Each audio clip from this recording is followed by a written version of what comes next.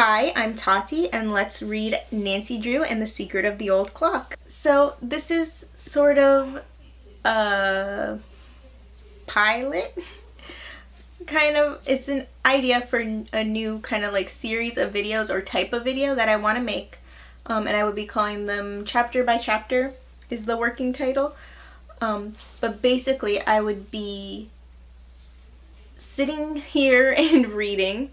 In every chapter, I would stop and talk about my thoughts on what I've just read. It's kind of like the best I could do to mix like a reaction video, because I've been like addicted to watching reaction videos for like movies and TV shows lately, with a reading vlog, which basically a reading vlog is sort of already a book reaction video, but I was trying to make it even more so.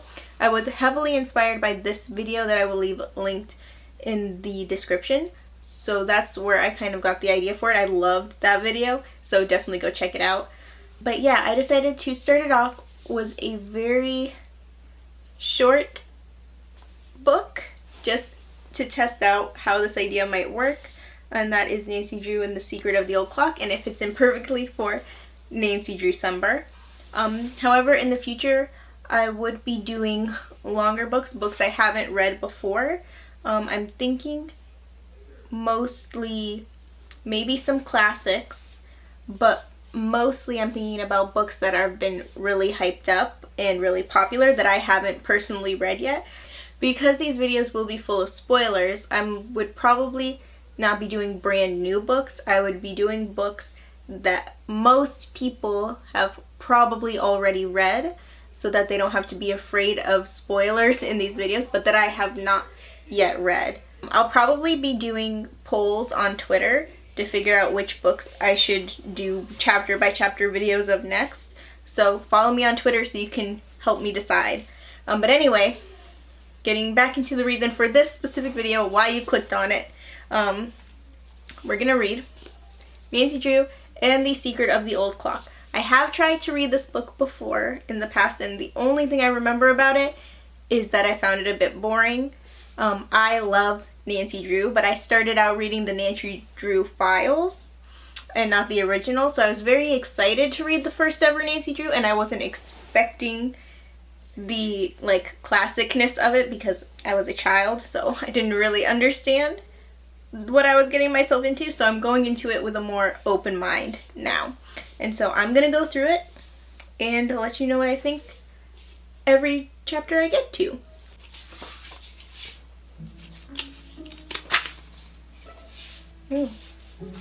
There's illustrations in the book too.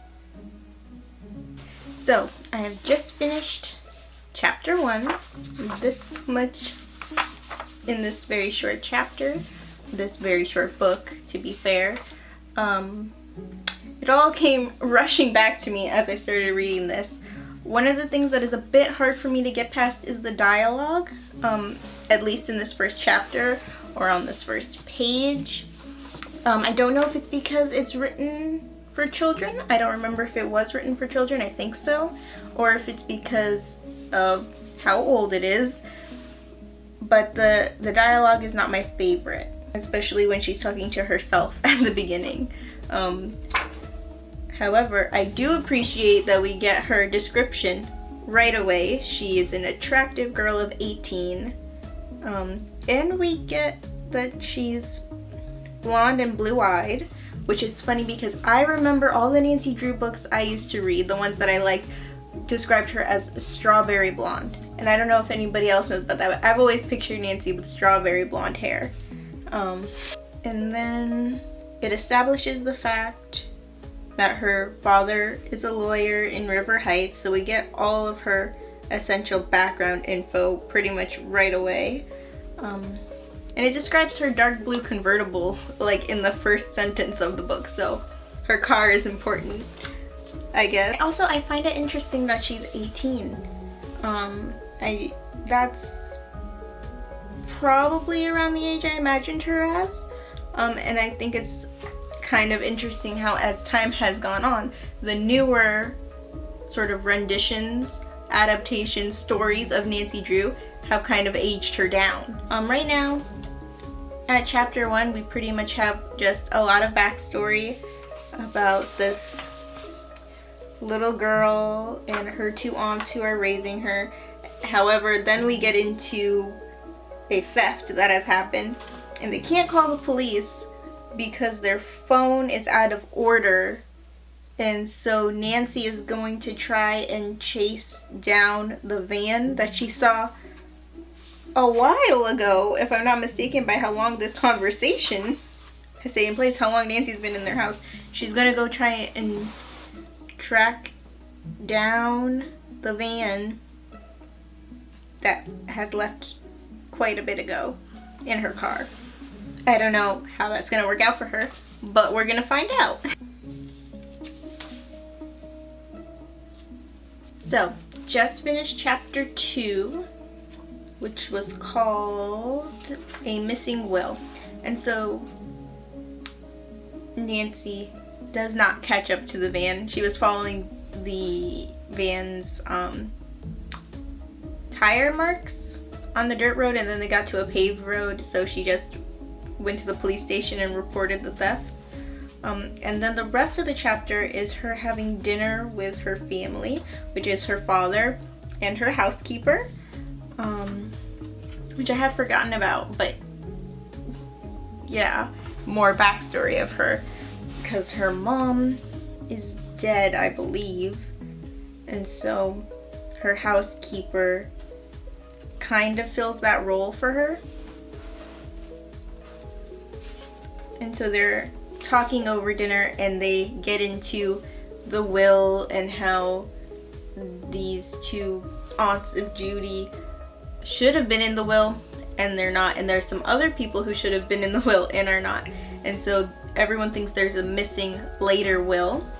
And Nancy's dad has some connections that he's going to question and see if a later will even exists. And so that's the point we're at, and Nancy is going to go with him, I think, or once he finds out the information, he's going to let her know, probably is what's going to happen. But Nancy is definitely on the case for this missing will. I'm getting more used to the dialogue. It's still a little bit like cringy to me personally, but I think as I keep reading, I'll get more used to it. And so that's what I'm going to do. Chapter 3, An Unpleasant Meeting.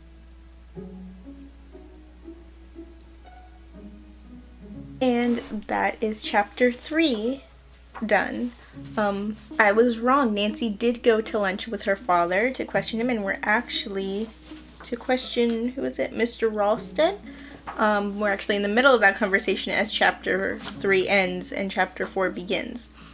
However, chapter 3 in and of itself, An Unpleasant Meeting, shows Nancy going dress shopping, which I never mind. That sounded weird, which I certainly don't mind. I thought that was an interesting little side trip where she got more information about her case from one of the sales clerks.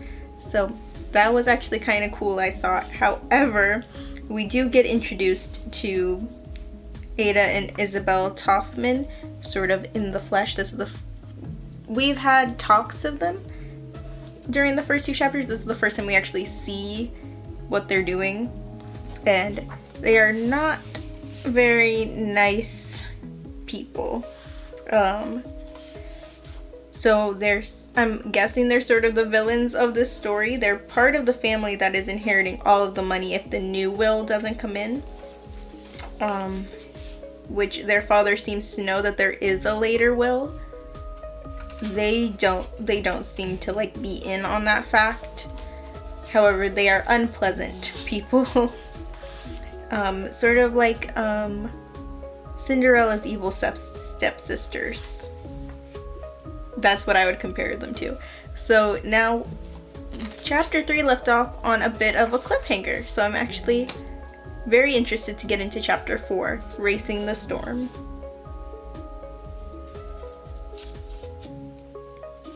Alright. We have finished chapter 4. Interesting things are happening. Oh yeah, I forgot how it even started. Things are picking up pace. 3 separate scenes have happened in this tiny little chapter. But, let's see. So, it has been confirmed that Josiah was thinking about drawing up another will.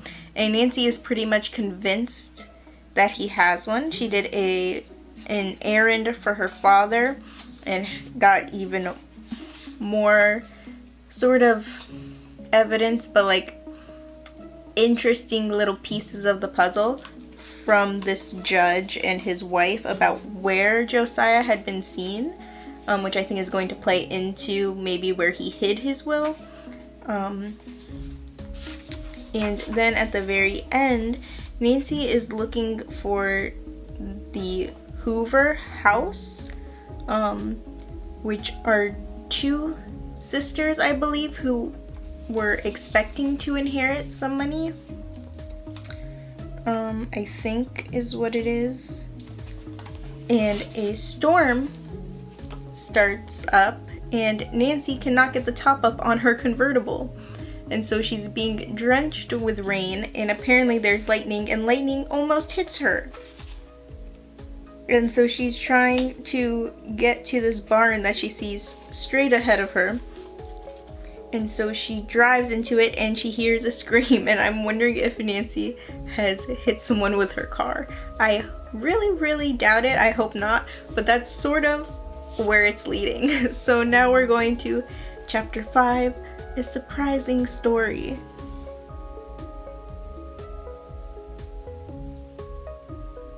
And so, chapter 5, Nancy did not hit anyone. She did find the Hoover house, however. And there are 2 sisters, Grace and Allison. And my phone's ringing. Grace and Allison. They're basically the opposite of the other 2 girls.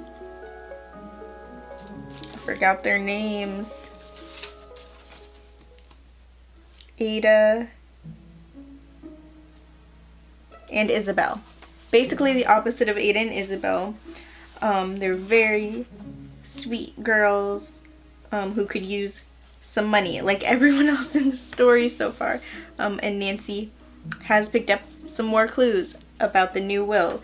Basically, confirmation that he wrote a later will has just been coming from all directions. There's literally a sentence where Nancy is debating whether she should say right when she meets Allison, if she should tell her that she was going to come visit them anyway. But then there's a sentence that says it might be better to do her sleuthing more subtly. So she is becoming a detective with her subtle sleuthing. And now on to chapter 6.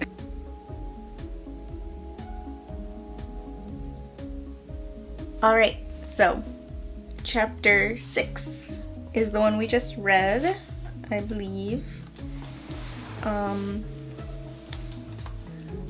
Grace and Allison, we learn more about them because Nancy's dad questions them, which I think is an interesting way to go about it. Getting more information from the same people that Nancy already talked to. And we got more motivation for Nancy to find this will because Allison wants to take singing lessons and she cannot unless she gets the money to. So we're building up a lot of motivation for Nancy to find this will, which I kind of like that she has a reason to be a detective in this. And she's about to do something even more detective-y, which is eavesdrop on Ada and Isabel while they're talking about what she thinks is the will. We'll have to wait and see in chapter 7.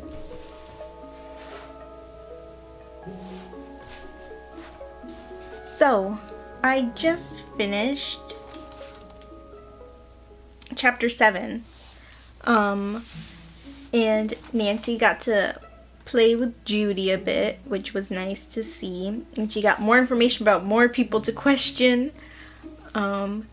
And she's going there now, and most suspensefully, Nancy has just been attacked by a dog, which is her own fault because she picked up a puppy, and this is the puppy's mother, I'm assuming, is attacking her to protect her puppy.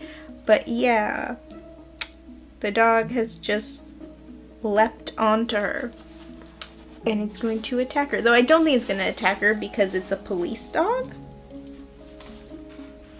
So, I don't know. We gotta see what happens, and I'm gonna keep reading. Chapter 8.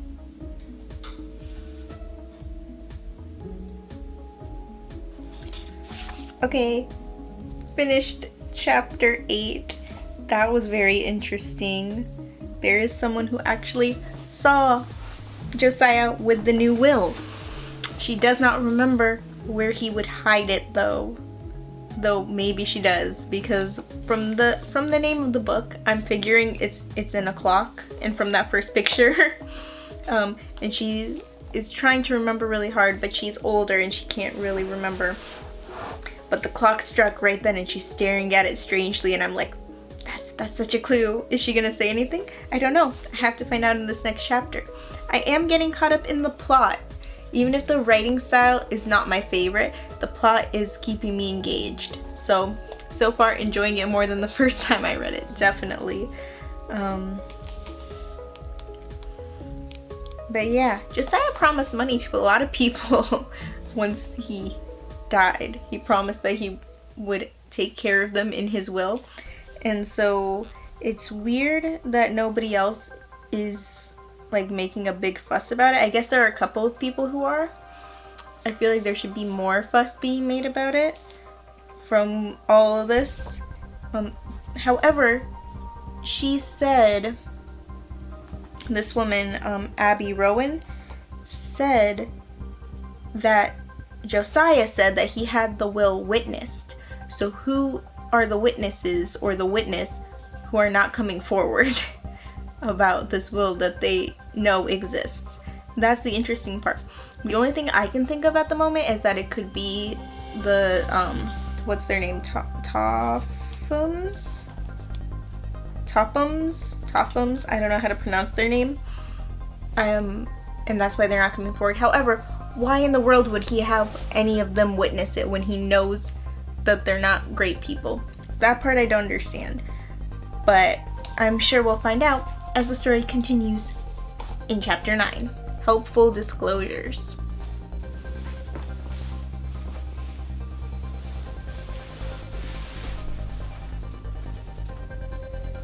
So I'm back. Just finished chapter 9. And more interesting stuff is happening. The plot is really keeping me engaged.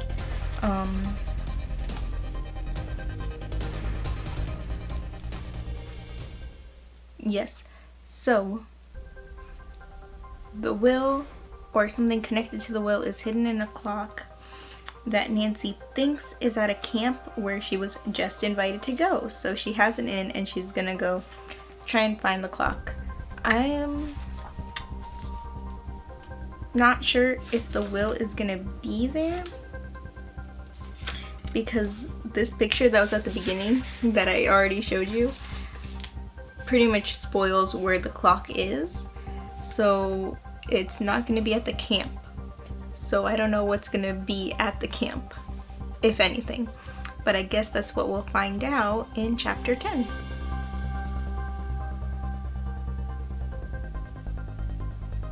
Alright, so chapter 10 has been read. Nothing very interesting happened in this chapter. Nancy got to the camp. The only standout thing was that Nancy got a flat tire after stopping at the Hoover's house just to say goodbye. And now, if this was a modern Nancy Drew book, I would assume that the flat tire was sabotage, done on purpose.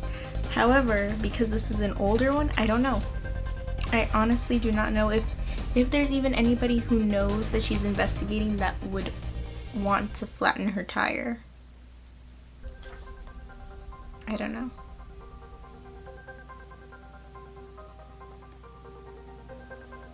So I have finished chapter 11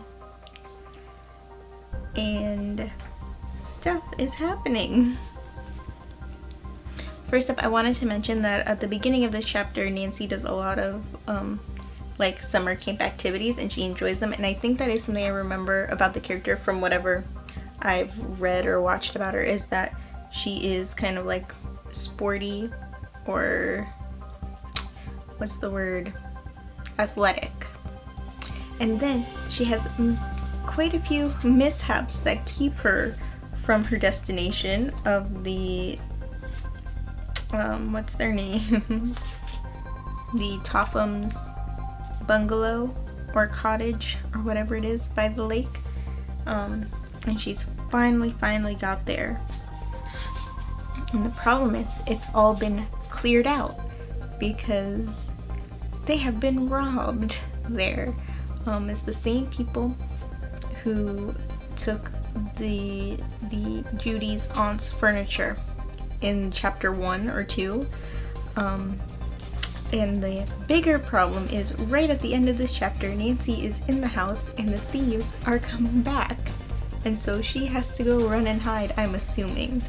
I'm gonna find out in chapter 12, which is called A Desperate Situation.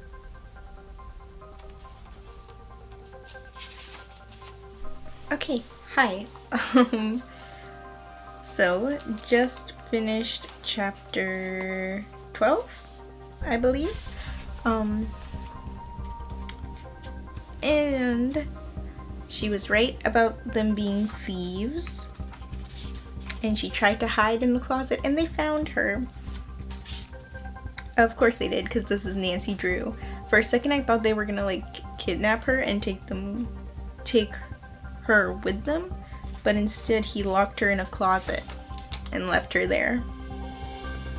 And they did something to the caretaker, we don't know what yet. But yeah, she's gonna have to get herself out of this locked closet or wait until somebody else shows up, which nobody's coming to the cottage because the cottage is closed down for the summer, I guess it is. So we'll have to see what happens next in chapter 13, which is called The Frustrating Wait.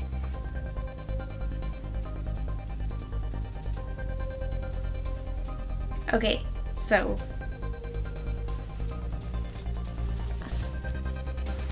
Nancy was right about the clock being at the cottage. However, the thieves did steal it. She came this close to getting herself out of that locked closet and I was going to be very impressed, and then the caretaker came and got her out, which is a little disappointing, but she could have broken down the door if she wanted to. Or if she had to, I guess is a better way to put it. So now she and the caretaker, Jeff Tucker, are gonna go and report the theft to the police. But the next chapter is called A Tense Chase. So that makes me think that they're gonna chase down the thieves themselves. I don't know, we'll see. Now everything's making sense with the picture at the beginning with the clock in the moving truck. So it's all coming together. Not too much left now.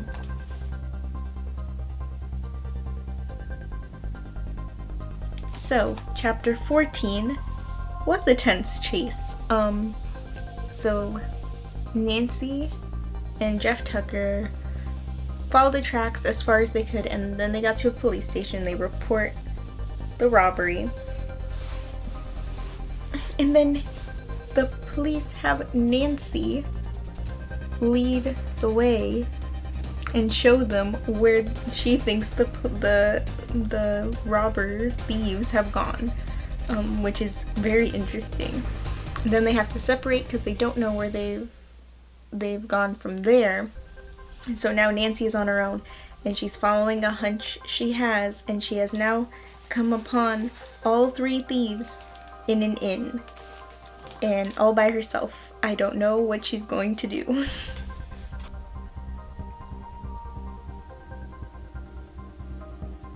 Chapter 15 was very suspenseful.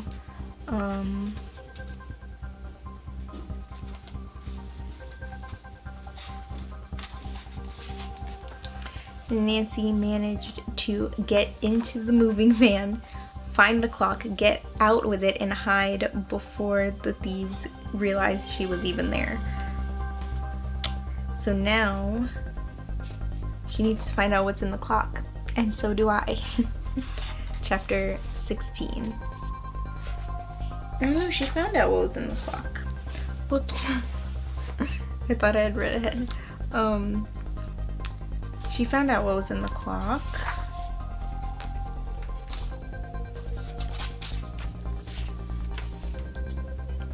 It was the notebook. So not the will itself, I'm assuming. But it'll tell her where the will is. I'm also assuming. So now I'm gonna find out about that in chapter 16.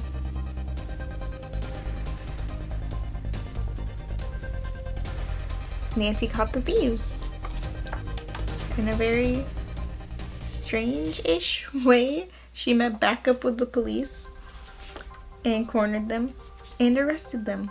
But she has the clock in her car, and one of the policemen wants to ride with her. And so now she has to tell them that she has this stolen clock.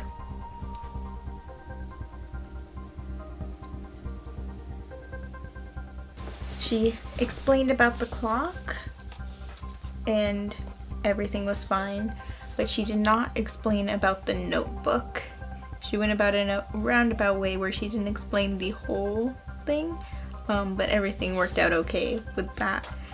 And then she read the notebook once she finally got home, and she found out that the will is in a safe deposit box in the place that the judge earlier told her that they saw Josiah visiting. So I'm enjoying how all the clues from before are clicking into place, and there's only a few chapters left, so I really want to keep reading them.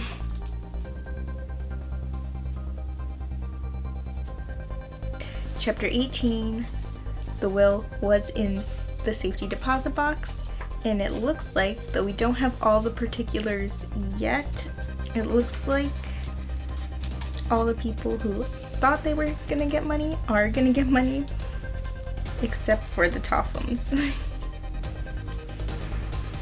And the thing about the witnesses was explained, because both the people he had as witnesses for his will died before he did, I think is what it's saying.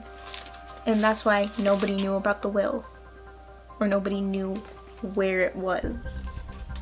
I'm also really starting to like the dynamic between Nancy and her dad as the book continues, and I'm getting more used to how the dialogue is. It's coming through more and I'm enjoying it more. And so I'm on chapter 19.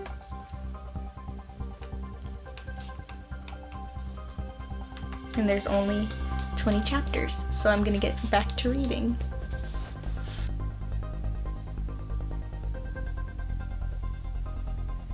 So it looks like we're headed towards a happy ending, especially since the final chapter is called A Happy Finale. In this chapter, we finally get the reading of the will.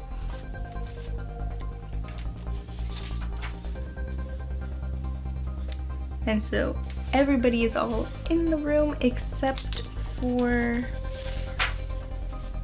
the one woman who was too old to show up, but Nancy said she was gonna go tell her about it after. But yes, everyone is getting more than they expected, except for the Tophams, who are very, very upset about it, at least the girls are. And this chapter ends with Mrs. Topham threatening to break the will, which I don't think is possible, especially with one chapter of the book left, but we'll see.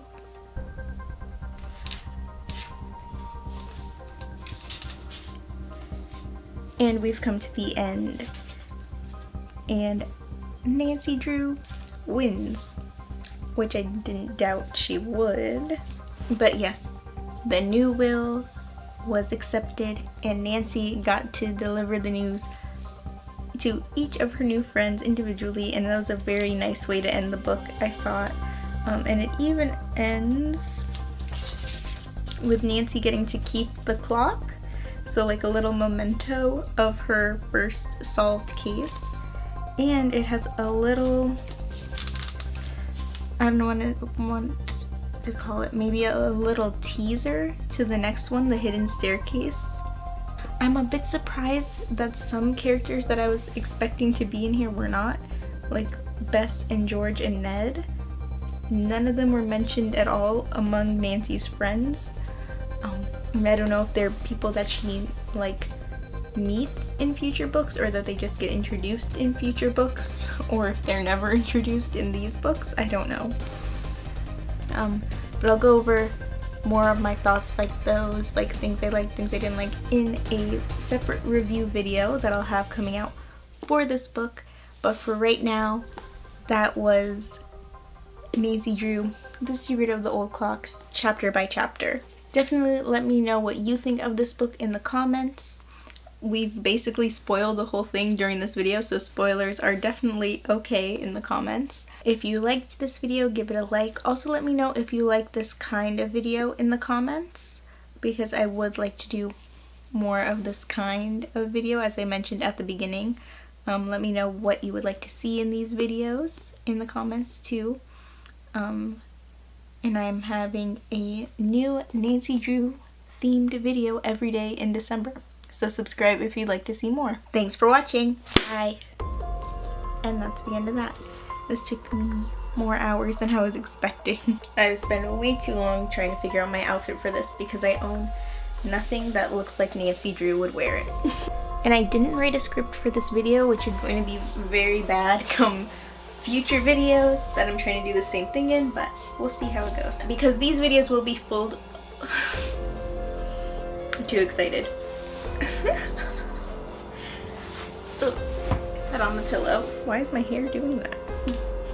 My headband is falling out because it's actually a belt. Okay, that's all I got.